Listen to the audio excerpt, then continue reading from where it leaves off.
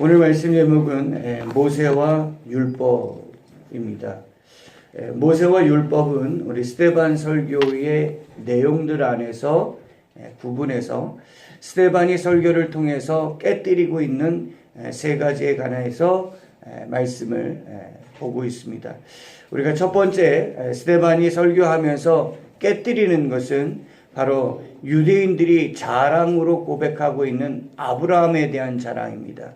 그래서 아브라함이 자기의 조상이기 때문에 자기의 혈통이나 자기의 가문이나 자기의 그 존재 자체를 이 아브라함을 통해서 자기를 높이고 자기를 자랑하는 유대인들에게 있어서 사람을 자랑하는 것이 아니라 그 아브라함에게 믿음을 주시고 아브라함에게 구원과 그 약속을 주셨던 하나님을 높이는 것이 바른 믿음의 삶이라는 것을 말씀을 받았습니다. 두 번째로는 유대인들이 그 할례의 언약을 자랑하는 것을 깨뜨렸습니다. 할례를 행하는 것은 바로 하나님의 약속, 전능하신 하나님이 그 약속을 이루셔서 아브라함과 아브라함의 자손을 통하여 하나님의 나라를 세우시겠다고 하는 약속을 주시고 그 약속에 대한 그 보증으로서 할례를 주셨는데 유대인들은 할례만을 자랑할 뿐이지 그 약속된 하나님의 말씀을 바라보지 않았다는 것이죠. 그래서 할례를 중요하게 여길 것이 아니라 할례가 아닌 그 마음의 할례를 통해서 우리 하나님이 이루실 소망을 바라보게 합니다.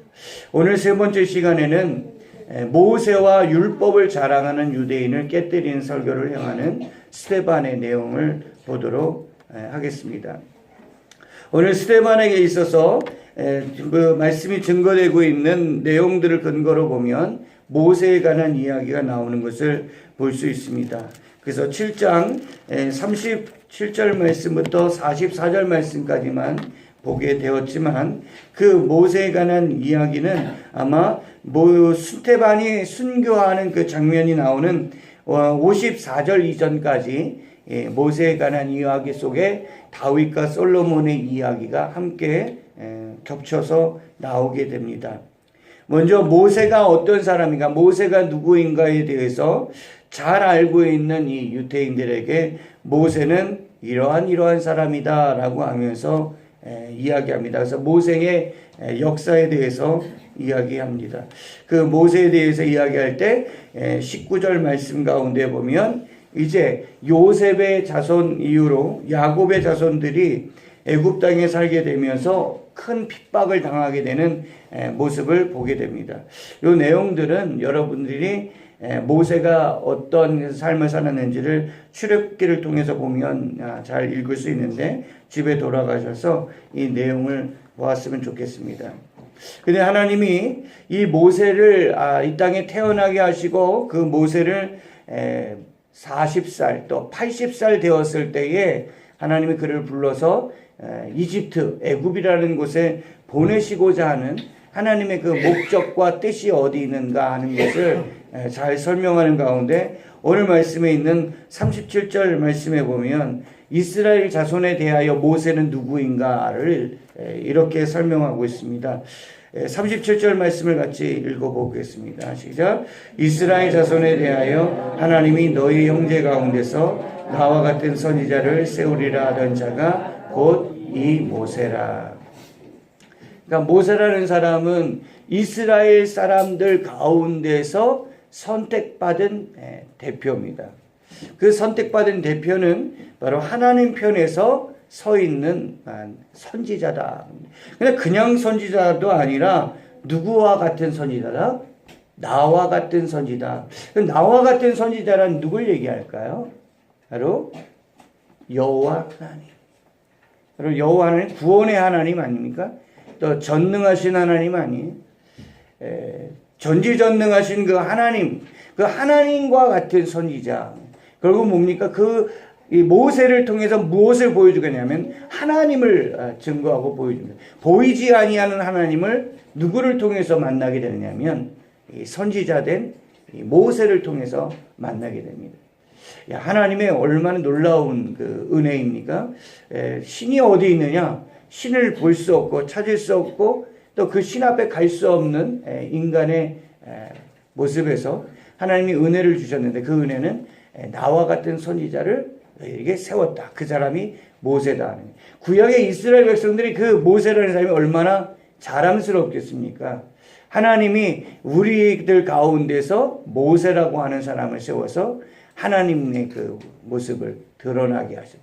이게 얼마나 큰 영광이고 얼마나 큰 자랑인가, 이런 모습입니다. 이런 나와 같은 선지자가 모세와 있기 때문에 유대인들에게서는 자랑할 때 이스라엘에게 있어서 아브라함의 자손이라는 걸 자랑하고, 또 내가 모세와 같은 사람을 자랑하고, 또 다윗과 같은 사람을 자랑하고 있어요. 그래서 이들은 지금 마지막 시대에도 그 기대하고 소망하는 것은 이런 모세와 같은 사람이 다시 나타나, 또 다윗과 같은 사람이 다시 나타나기로 한다. 그 얘기는 하나님에 대한 그 강력한 사모함과 열심을 보여주는 내용입니다. 자, 이런 사모함이 있는 그들의 열심은 나쁜 거는 아니죠. 이와 같이 하나님의 그 대표성을 가지고 온 이 모세를 사모하고 그 사람을 사랑한다는 것은 매우 중요한 일입니다. 그래서 이 모세를 통해서 하나님은 이스라엘 백성들을 애굽에서 이끌어내셨죠. 그래서 그 애굽에서 이끌어내는 과정들이 쉽지 않았어요. 10가지 재앙들을 통해서 하나님이 사망 가운데서 생명으로 옮겨 놓으신 사건을 보여주죠. 그래서 유대인들에게는 1년에 한 번씩 가장 큰 명절이란 유월절을 행하게 됩니다. 그래서 이 유월절은 유대인들에게 있어서는 엄청난 큰 명절입니다. 그래서 전국 각지에 흩어져 있는 모든 사람들이 다 이 성전의 중심으로 몰려와서 그 성전에서 유월절의 행사를 행하면서 우리를 구원하신 그 하나님을 찬양하고 높이는 행사를 행하게 됩니다. 이렇게 하나님의 구원을 이룬 이 선지자, 우리를 구원하시는 그 하나님을 높이기 위하여 이 모세를 통하여 이 일을 행하고 있었던 하나님. 그런데 하나님이 행하시는 이 모세를 통하여 이룬 이 구원이, 이들에게 있어서 구원이 오히려 다른 방향으로 가는 것을 성경은 기록하고 있습니다. 모세의 말은 곧 하나님의 말이었습니다. 그래서 하나님께 받아 말씀을 전하는 사람이 모세였다는 사실을 얘기하는데 38절 말씀에 보면 그렇게 나옵니다. 나와 같은 선지자의 역할이 무엇이냐 그럴 때 바로 하나님의 말씀을 전달하는 자였다 하는 거죠. 38절 말씀입니다. 같이 읽겠습니다. 시작. 시내산에서 말하던 그 천사와 우리 조상들과 함께 또 살아있는 말씀을 받아 우리에게 두던 자가 이 사람이라. 하나님과 같은 그 선지자, 하나님과 같은 선지자, 그런 이 사람을 어떤 사람은 대변자로 세운 거죠. 그래서 이 사람의 이 말은 어떤 권위가 있냐면 신적 권위가 있어요. 하나님의 그 입입니다. 그래서 하나님의 입에서 나가는 모든 말씀이 어떤 말씀이라고 우리에게 얘기하고 있냐면 살아있는 말씀이었다. 살아있는 말씀. 히브리서의 말씀에 보면 하나님의 말씀은 살아있다라고 얘기합니다. 사랑하는 성도 여러분, 하나님의 말씀이 살아있다라는 것을 생생하게 경험하는 게 뭡니까? 오늘 우리 이길봉 목사님도 서두에 얘기한 것처럼 오늘 꽃이 많이 폈다. 근데 이 세상의 천지 만물이 살아있는 하나님의 말씀으로 지어졌다. 그죠? 근데 그 살아있는 말씀으로 지으셨던 하나님의 말씀을 누구 입에다가 대언자로 세웠냐면 모세라는 사람이에요. 그래서 모세라는 말씀은 살아있는 말이 작용이 되는 거죠. 그래서 그 말이 나가는 것은 반드시 열매를 맺혀야 되고 그 말이 머무는 곳에는 반드시 창조적 역사가 드러나고 나타나야 됩니다. 그래서 하나님의 말씀을 받는 자는 하나님의 말씀이 죽은 말씀이 아니라 살아있는 말씀이다, 이렇게 대한 믿음을 가지셔야 돼요. 어저께 하셨던 말씀이라도 그 말씀이 오늘 듣는 우리들은 살아있는 말씀으로 우리를 경험하게 됩니다. 그래서 여러분들에게 있어서 그 말이, 여러분에게 있어서 그 하나님의 말씀이 우리에게 주신 살아있는 생명의 말씀이라고 하는 그 사모함은 그게 믿음의 반응입니다. 믿음으로 반응하는 사람은 하나님의 말씀에 내 믿음을 결부시켜요. 이 말씀이 자기의 그 믿음하고 합하게 돼서 그 믿음이 어디에 근거되냐면 이 말씀과 근거가 돼야 돼요. 그래서 말씀 따로 믿음 따로가 아니라 믿는다고 하는 것은 말씀의 하나됨으로 말미암은 것이 온전해지는 것이죠. 그래서 그 말씀이 오늘 내게 이루어지기를 원합니다 라고 하는 사모함이 곧 믿음입니다. 그래서 믿음에 있는 사람은 하나님의 말씀을 받을 때에 사람의 말로 받지 아니하고 어떤 말씀으로? 하나님의 말씀. 그 하나님의 말씀은 죽은 말씀이 아니라 살아있는 말씀이다 하는 사실입니다. 그래서 살아있는 그 말씀을 받기 위해서 모세가 시내산에 올라갔고요. 광야에서 40년 동안 모세와 함께 있었던 이스라엘 백성들은 교회 생활을 했다고 설명을 해요. 그 교회에서 무엇을 받았느냐? 모세를 통하여 살아있는 하나님의 말씀을 받았다라고 말씀하고 있습니다. 그래서 신앙생활에서 여러분이 말씀을 받는 건 죽은 말씀을 받는 게 아니라 살아있는 말씀입니다. 교회 생활에서의 가장 중요한 있음의 믿음 생활이란 살아있는 말씀을 오늘 생생하게 내가 경험하면서 산다는 얘기입니다. 그래서 여러분들이 하나님의 말씀이 가능하다라고 하는 것, 하나님 말씀이 내 삶에서 가능하다고 하는 것에 대한 의지를 믿음으로 표현하실 필요가 있어요.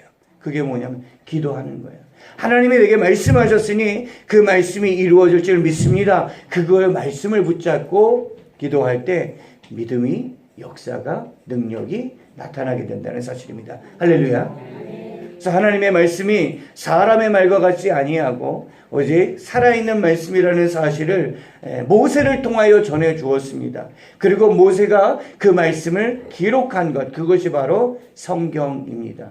성경 말씀을 통해서 살아있는 하나님을 경험하는 믿음의 복을 누리시는 여러분 되시기를 예수 이름으로 축원합니다. 그런데 이런 말씀에 대하여서 유대인들은 어떤 반응을 보였을까요? 하는 겁니다. 그 반응은 뭘까? 51절 말씀입니다. 오늘 읽지 않았지만 사도행전 7장 51절 말씀에 보면 이렇게 기록하고 있습니다. 그 살아있는 하나님의 말씀에 대한 반응에 그들은 어떻게 반응을 보이느냐. 51절입니다. 함께 읽겠습니다. 시작. 마음과 귀에 할례를 받지 못한 사람들아, 너희도 너희 조상과 같이 항상 성령을 거스르는도다.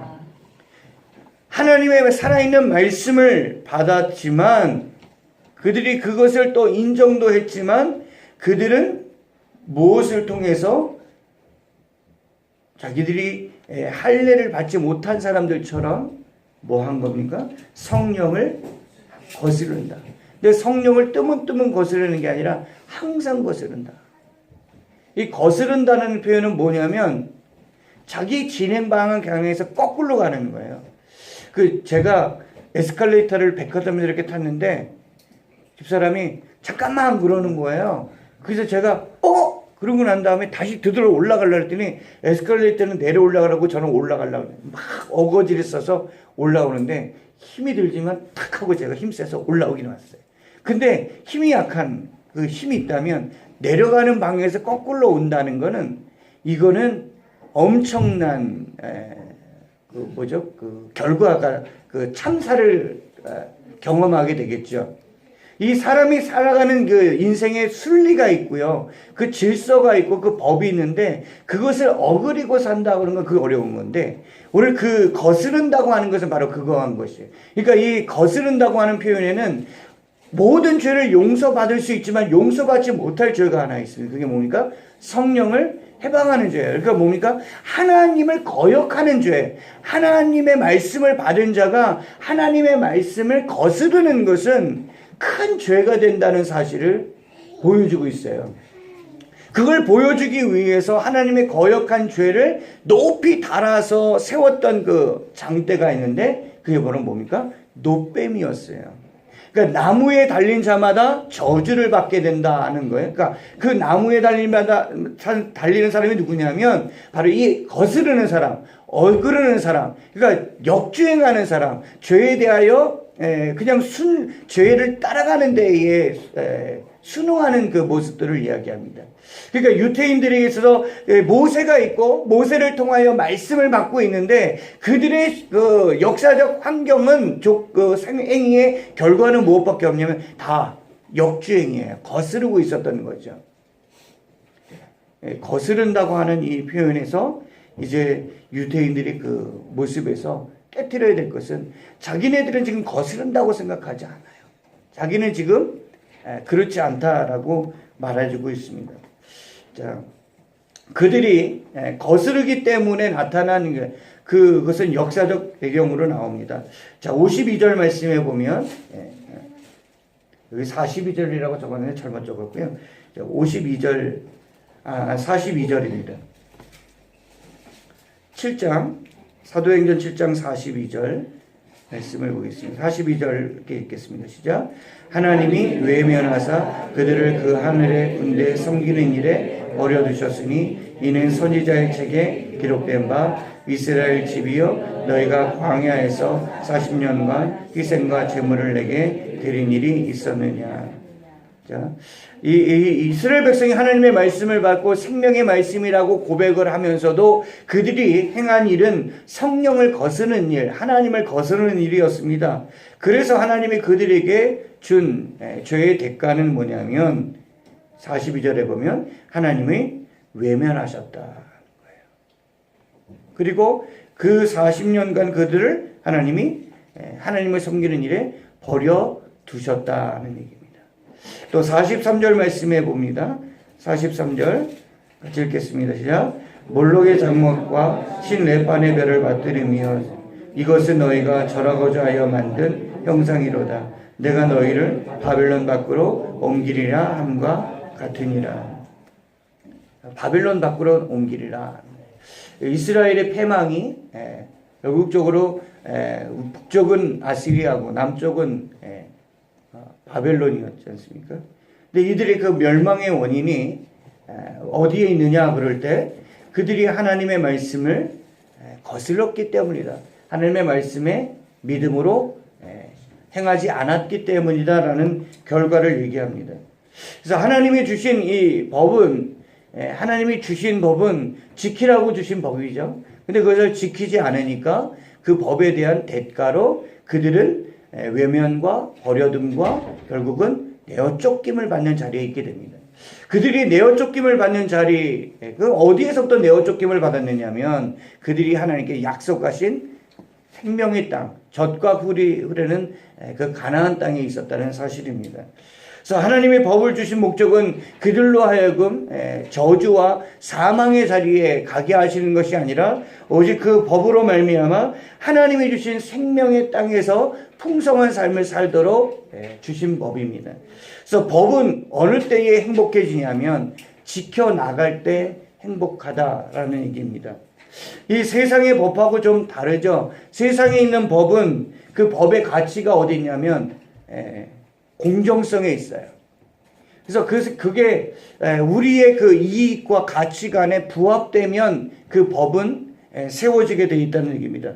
예를 들어서 저희가 신당동에 우리 최영진 장로님을 이제 집으로 태워다 드릴 경우들이 있는데 그렇게 갈 때 항상 불편했던 게 꼭 피턴을 해가지고 돌아서 갔어야 됐어요.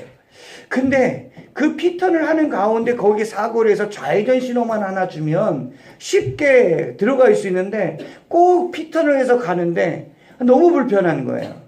근데 어느 날 갑자기 좌회전 신호가 생겼어요. 그러더니 지금은 이제 최장로님 집에 갈 때는 좌신호만 받으면 금방 갈 수 있어요. 근데 왜 이 피턴 되던 게 좌신호가 생겼느냐 그럴 때 사람들이 민원을 제기하는 거예요.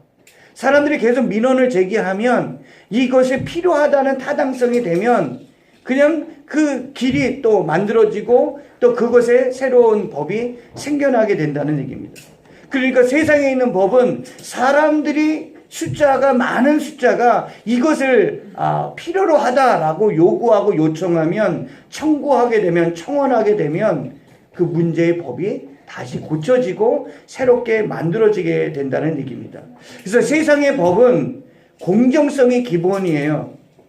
얼마 전에 우리가 다 그 우측보행 좌측 보행을 했죠. 근데 지금 우측 보행으로 바뀌었어요. 근데 어느 날 그 모르니까 어르신들 중에 이제 연배 있으신 분들은 길을 그냥 옛날식으로 걸었더니 어떤 아저씨가 화를 확 내는 거예요.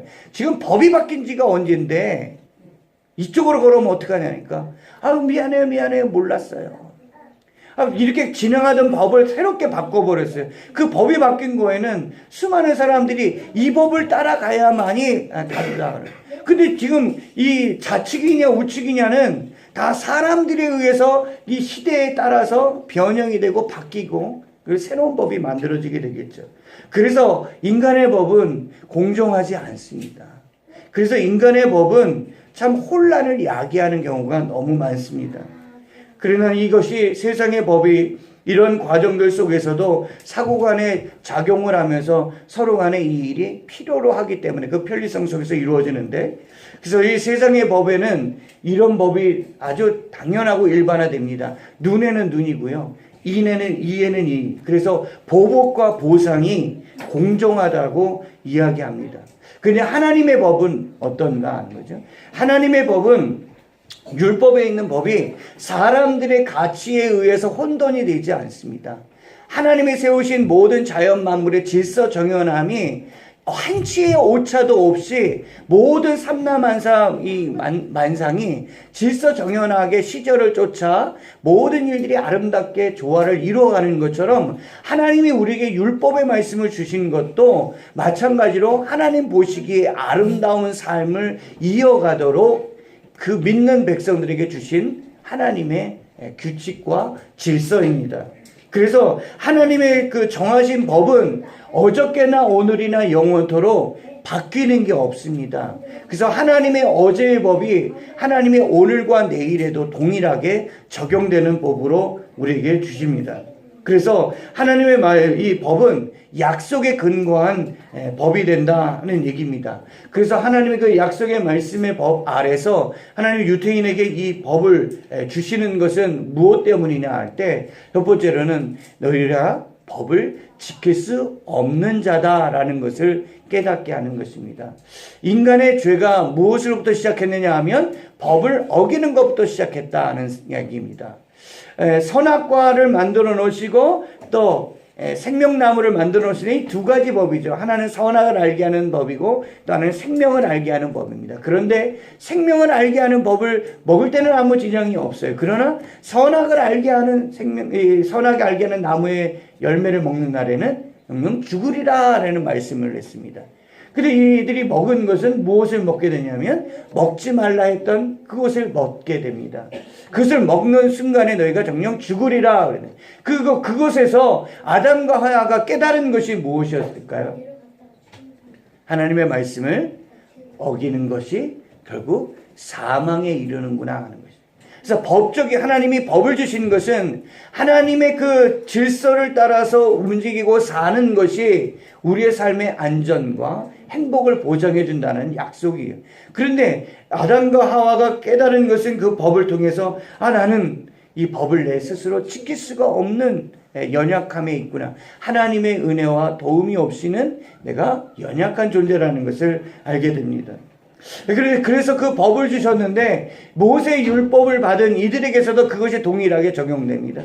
그 법을 유태인들은 총 몇 가지 항목으로 구분해 놓고 있냐면 613개입니다. 근데 유태인들이 613개의 법 가운데서 하나를 어기게 되면 어떤 현상이 일어나냐면 모든 법을 다 범하게 되는 것을 이야기합니다. 그래서 하나님이 모세와 함께 이스라엘 백성들에게 맹약을 맺으신 것은 너희가 이 법을 다 지키면 내가 복을 주고 상을 주겠다. 그런데 너희가 이 법을 어기면 거기에 따라서 뭐가요? 저주를 받게 될 것이다 라고 이야기를 합니다. 그래서 유태인들은 그 법을 다 지킬 수 있을 거라 생각을 해서 엄청나게 노력을 했는데 결과는 무엇밖에 없어요? 그들이 모국이 고든 백성으로 하나님의 그 말씀을 거스르는, 성령을 거스르는 삶을 살아가게 될 수밖에 없었던 결과를 보게 됩니다. 그럼에도 불구하고 유태인들은 자기들의 그 죄에 대하여서 인정하고 시인하지 않습니다. 그래서 결국은 그들은 자기가 자기의 죄를 알면서도 그 죄로 말미암아 하나님께 자기의 죄를 고백하고 자기의 죄 가운데 자기 시인함이 하나님의 은혜를 구하기보다는 오히려 죄를 감추고 숨기고 전가하고 다른 사람을 죽이는 데에 율법을 활용하고 있었던 모습을 보여주고 있습니다. 인간의 황폐와 또 파멸이 죄에 있음을 보여주는 그 법을 오히려 자기에게 적용하기보다는 내가 아닌 다른 사람에게 적용함으로 인해서 그 법이 자기에게는 피해가는. 그래서 우리가 너무나 단순하게 잘 알고 있는 내가 하면 사랑이 되고 남이 하면 불륜이 된다. 이런 식으로 이야기하고 있습니다.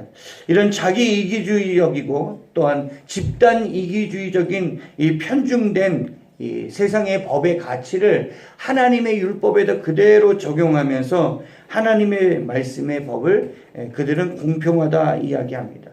자, 그러는 가운데에 이들이 이 법을 통해서 깨뜨리고자 하는 것, 스데반이 이야기하는 모세와 그 율법의 이야기에서 깨뜨리고자 하는 것은 무엇이냐면, 번째, 우리는 다 죄 가운데 있는 사람이다 라는 것을 설교하고 있는 겁니다.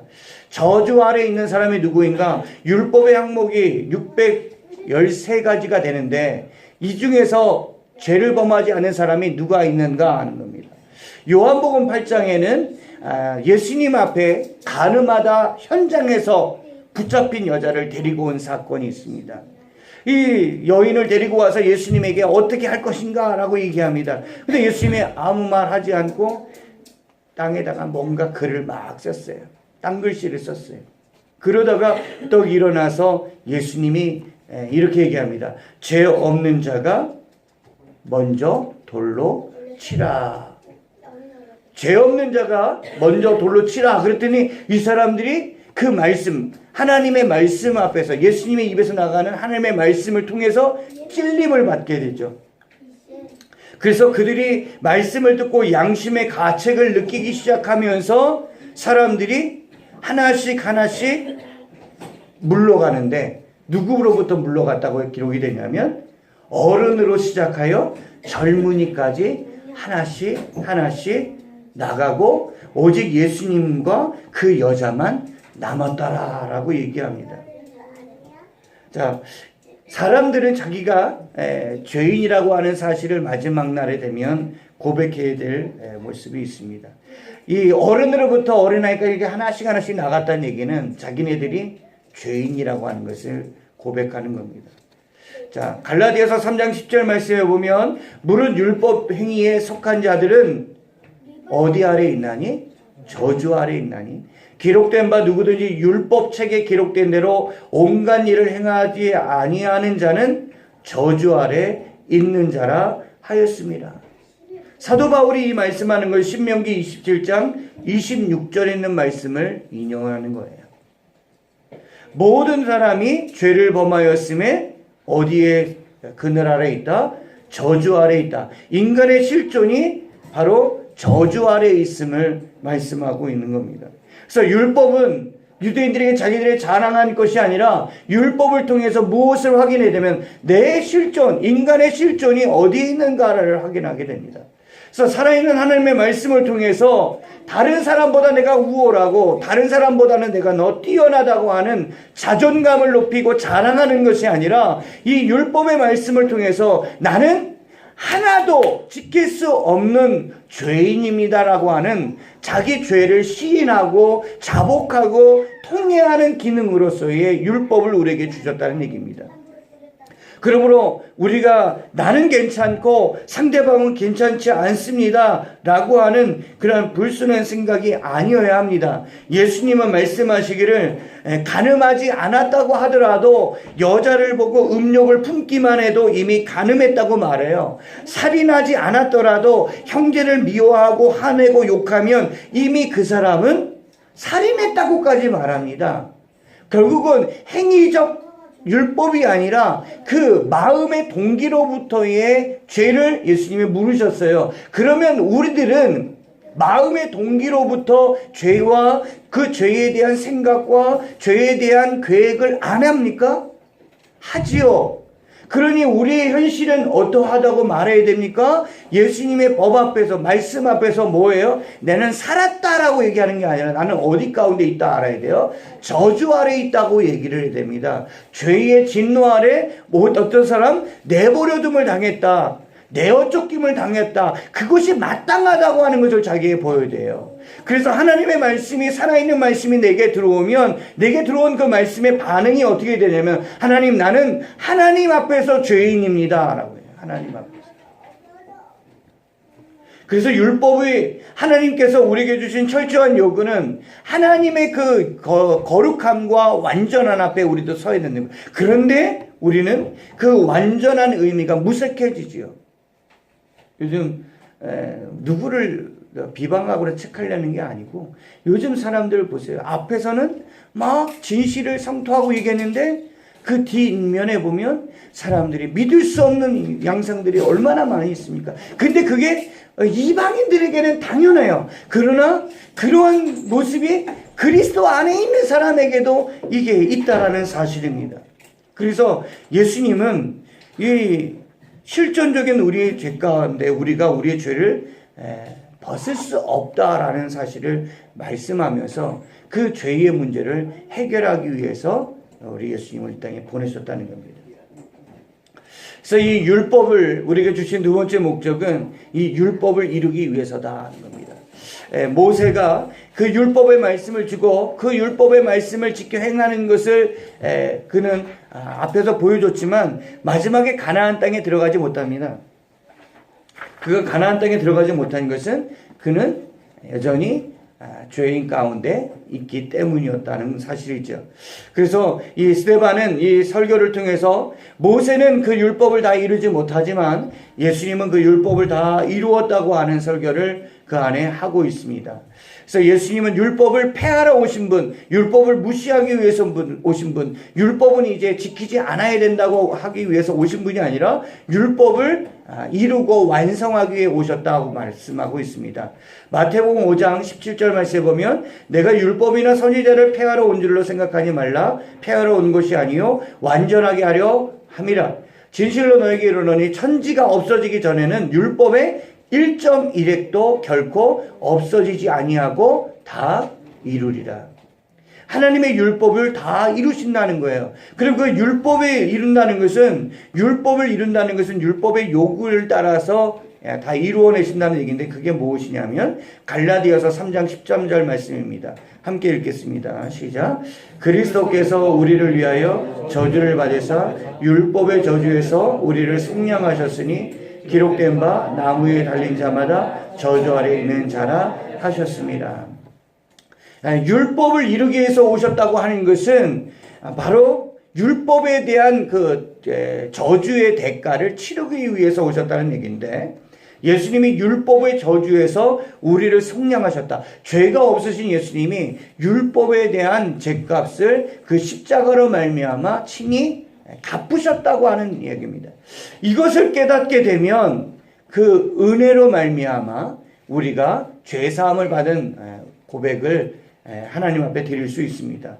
그래서 예수 그리스도로 말미암아 우리는 이제 율법의 저주 아래 있는 자가 아니라 이제 그 율법을 따르는 율법을 준행하는 자의 자리에 서게 됩니다. 그래서 로마서 8장 2절 말씀을 같이 읽어보겠습니다. 시작.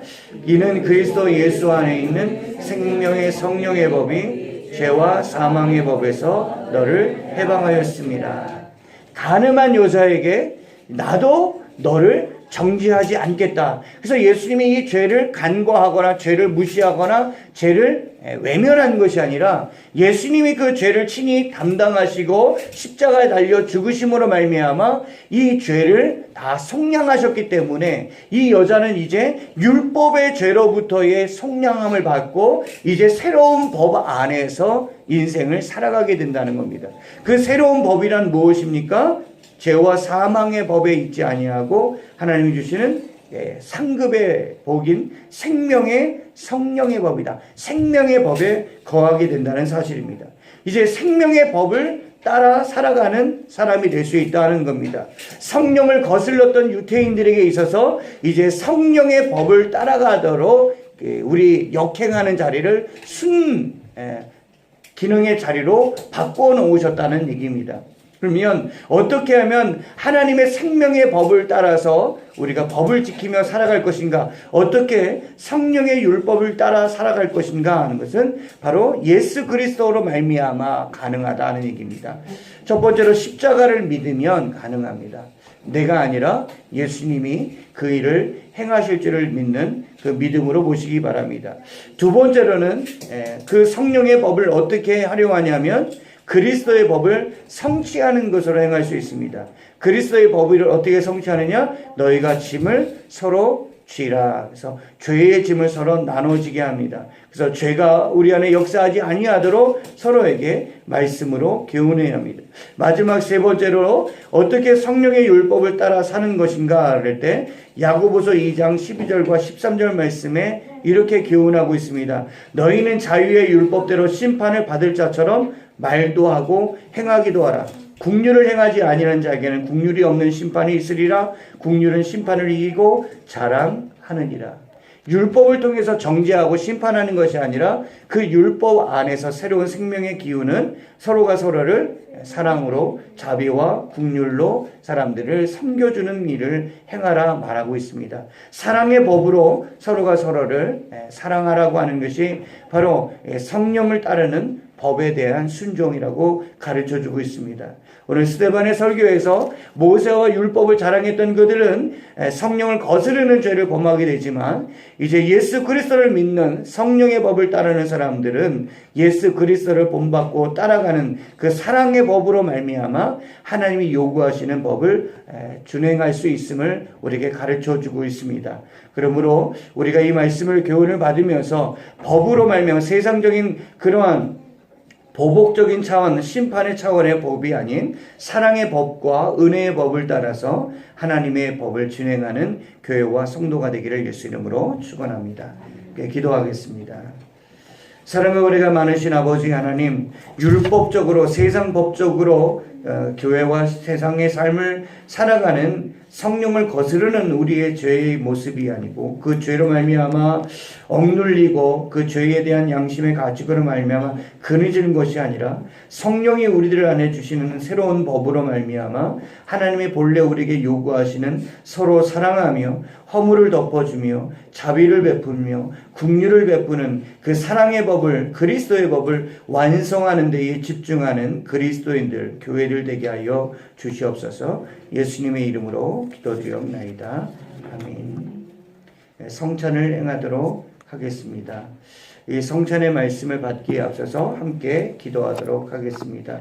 다 같이 반주에 맞춰서 기도하실 때에 하나님, 내가 성찬을 대할 때에 나의 죄와 허물을 사하시고 구원하신 그 은혜를 기억하면서 감사함으로 참여하는 여러분 되시기 바랍니다.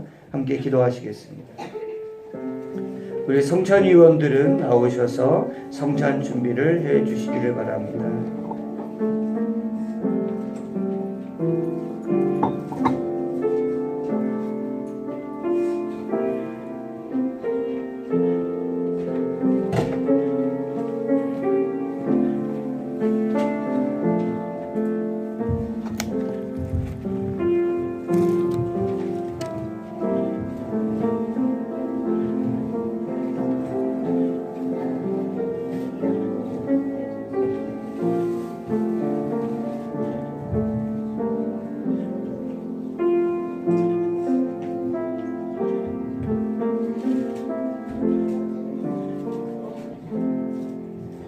사랑과 은혜가 많으신 아버지 하나님, 주의 만찬에 참여하기 위하여 믿음의 성도들이 이제도 겸손한 모습으로 주 앞에 섰사오니 이 성찬을 통하여 하나님이 부시는 그 주의 한량없는 은혜를 누리게 하여 주옵소서.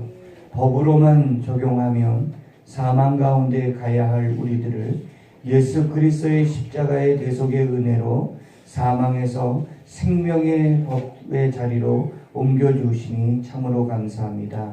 예수 그리스도로 말미암아 생명을 얻은 것을 기억하고 기념하고 감사하며 참여하오니 이 성찬에 참여하는 자들이 그 믿음으로 말미암아 나를 구원하신 예수 그리스도의 은혜에 감사하게 하여 주시옵소서.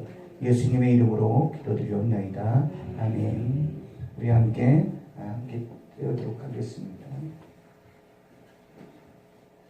먼저 함께 분병하며 빵을 나누도록 하겠습니다. 내가 너희에게 절한 것은 주께 받은 것이니 곧 주 예수께서 잡히시던 밤에 떡을 가지사 축사하시고 떼어 이르시되 이것은 너희를 위하는 내 몸이니 이것을 행하여 나를 기념하라 하셨습니다. 사랑하는 성도 여러분, 이것을 먹고 기념하는 것은 죽을 몸이 죽지 않을 몸을 입을 것, 또 썩을 몸이 썩지 아니할 것을 입을 것에 대한 약속을 믿는 고백으로 참여해야만 합니다. 예수님은 십자가를 지시기 전날 밤에 이 떡을 가지시고 우리에게 분명한 약속의 말씀, 생명의 말씀을 주셨습니다. 이것은 너희를 위하는 내 몸이니 이것을 행하여 나를 기념하라. 죄와 사망의 그늘에 있던 우리의 인생의 몸을 이제는 생명의 그늘 아래 거하는 생명의 영생의 자리에 우리를 거하게 하셨습니다. 그 은혜를 감사하면서 기도하시길 바랍니다.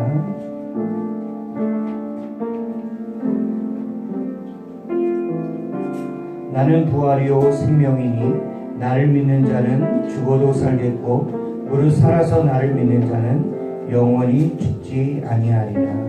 이것을 내가 믿느냐. 아버지 하나님 감사합니다.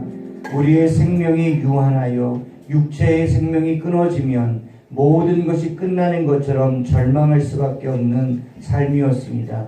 그러나 예수 그리스도로 말미암아 육체의 사망 끝에서 생명의 부활을 약속하여 주시며 그 약속의 보증과 표징으로 떡을 나눠주신 것을 이제 우리도 기념하여 참여하오니 이 떡을 먹는 자마다 그 믿음의 약속을 기억하고 내 몸이 그리스도 안에서 새 몸을 입을 때까지 주의 법을 따라 순종하는 생애를 살도록 복내려 주시옵소서. 예수님의 이름으로 기도드리옵나이다. 아멘. 함께 되시겠습니다.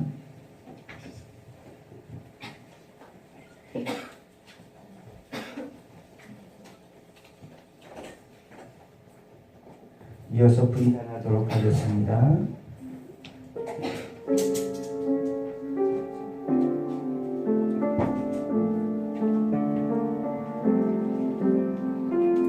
후에 또한 그와 같이 잔을 가지시고 이르시되 이 잔은 내 피로 세운 새 언약이니 이것을 행하여 마실 때마다 나를 기념하라 하셨으니 너희가 이 떡을 먹으며 이 잔을 마실 때마다 주의 죽으심을 그가 오실 때까지 전하는 것이니라. 그러므로 누구든지 주의 떡이나 잔을 합당하지 않게 먹고 마시는 자는 주의 몸과 피에 대하여 죄를 짓는 것입니다. 사람이 자기를 살피고 그 후에야 이 떡을 먹고 이 잔을 마실지니 주의 몸을 분별하지 못하고 먹고 마시는 자는 자기의 죄를 먹고 마시는 것입니다. 그러므로 너희 중에 약한 자와 병든 자가 많고 잠자는 자도 적지 아니하니 우리가 우리를 살폈으면 판단을 받지 아니하려니와 우리가 판단을 받는 것은 주께 징계를 받는 것이니 이는 우리로 세상과 함께 정죄함을 받지 않게 하려 하심이라. 우리는 이 잔을 통하여서 우리가 우리 생명의 약속 가운데 삶을 살고 있는지를 돌아보아야 합니다. 하나님이 주신 믿음의 복을 따라서 열심히 살아가고 있는지를 발견해야만 합니다. 신앙생활하면서 세상 사람들과 같은 삶을 살고 있지는 않은지 그 죄를 먹고 마시고 있지는 않은지 우리를 살펴야만 합니다. 자기의 죄는 돌아보지 않고 남의 허물만을 들춰내는 사람은 아닌지 자기는 비판받고 싶지 않으며 다른 사람만 비판하고 정죄하고 있지는 않는지 그 예수님 앞에서 우리를 돌아보는 여러분 되시기를 바랍니다. 사랑과 우리가 많으신 아버지, 저주를 받아 마땅한 우리들을 예수님이 대신하여 십자가로 인하여 그 저주를 받으시고 우리의 죄를 속량해 주심을 감사드립니다. 이제 우리 죄와 사망의 법에서 자유함을 얻게 하셨으니 이제는 생명의 법 안에서 그 자유함을 살아가며 고백할 수 있도록 도와주시옵소서. 이 피를 마시는 자마다 새 언약 가운데 함께하게 하셨사오니 이 새 언약의 잔을 마신 우리들이 그 주님 오실 때까지 그 약속을 따라 살아갈 수 있도록 도와주시옵소서. 예수님의 이름으로 기도드리옵나이다. 아멘. 함께 드시겠습니다.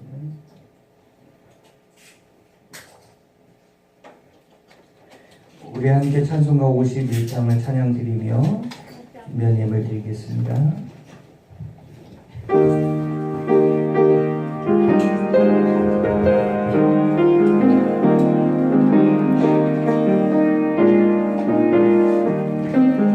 주님 주신 것을 만나 기쁨으로 주 앞에 와 기도하고 찬양하며 주께 경배드립니다. 내게 주신 귀한 물질 하나님께 드리오니 보받을 제물로서 열란 내가 받은 3절 내가 받은 모든 것은 하나님의 선물이니 마음과 뜻하여서 겸손하게 드립니다. 주님 주님 받으시니 하늘은 나 즐겁도다. 고백은 하나님께 영원토록 감사하리.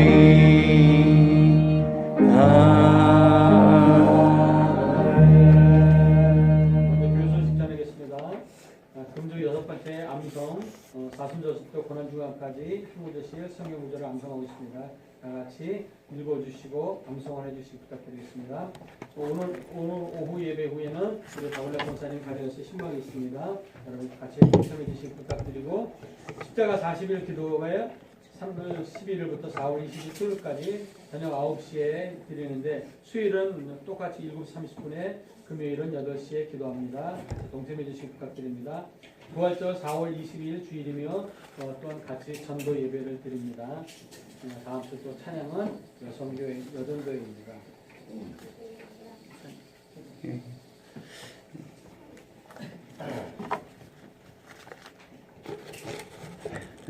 헌금 기도는 축도와 함께 하도록 하겠습니다.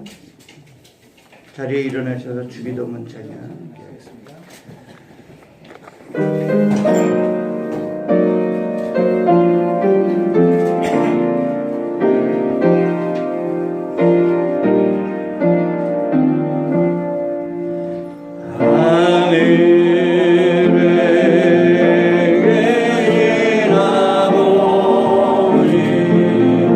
이름 모르 마사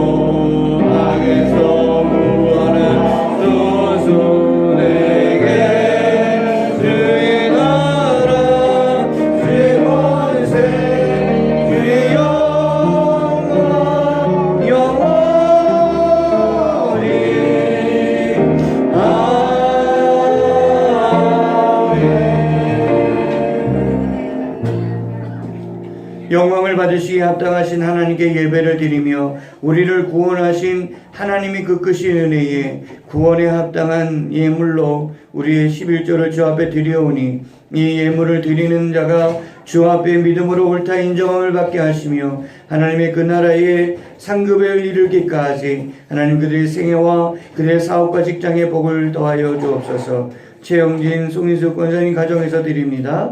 정승희 장로님 가정에 드립니다. 정월선 권사님 드립니다. 정지현 성도님 드립니다. 이한용 집사님 드립니다. 감사의 예물을 주 앞에 드립니다. 최영진, 송인수 권사님 드립니다. 정승희 장로님 드립니다. 박열래 권사님 드립니다. 최수계 권사가 드립니다. 이미경 집사가 드립니다. 한용훈 집사가 최옥기 성도가 드립니다. 한경희 성도가 드립니다. 성종원 성도님 드립니다. 전지영, 전태영 어린이가 드립니다. 무명으로 드립니다. 선교 예물을 박율래 권사가 드립니다. 정승희 장로가 드립니다. 주정 예물을 하나님 앞에 믿음으로 이일봉 목사님 드립니다. 추석계 권사가 드립니다. 이영순 집사가 드립니다. 이한용 집사가 드립니다. 이상민 어린이가 드립니다. 이서윤 어린이가 드립니다. 이상화 어린이가 드립니다. 송가은 어린이가 드립니다. 정승희 장로가 드립니다. 아버지 호명하여 주 앞에 아뢰며 주 앞에 고백 드렸사오니 하나님 믿음의 신앙의 고백이 하나님의 영광이 되게 하셔서 그들의 삶의 형편과 사정을 살피시며 그들 가운데 준비된 그릇 위에 기름을 부으시되 풍성하게 충만하게 넘치게 하여 주셔서 하나님의 영광을 드리는 데에 부족함이 없도록 부어 주시옵소서. 그 믿음의 사모함의 고백이 그 사업장과 직장과 학업에서 열매 맺게 하여 주시옵소서. 예수님의 이름으로 기도드리옵나이다. 아멘.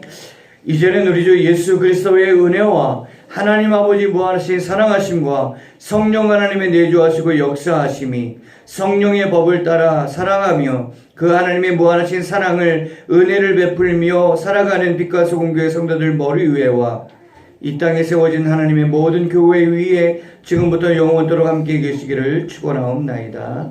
아멘.